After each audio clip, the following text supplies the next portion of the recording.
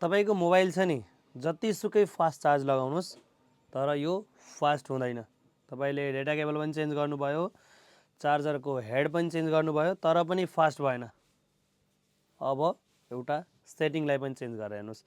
यदि तपाईकोमा यो setting of छ भने तपाईको मोबाइलमा चार्ज स्लो हुन्छ।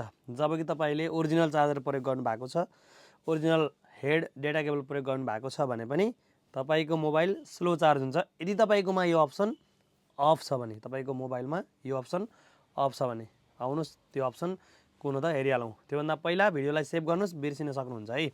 त्यसको लागि सिम्पली तपाईँ आफ्नो मोबाइलको सेटिङ्समा जानुहोस्, त्यसपछि स्क्रल डाउन गर्नुभयो भने यहाँनिर ब्याट्री, त्यसपछि ब्याट्री भित्र गइसकेपछि चार्जिङ सेटिङ छ नि, यसमा गएर स्मार्ट ऱ्यापिड चार्जिङ यो अप्सन तपाईकोमा अफ छ भने यस्तो हुन्छ।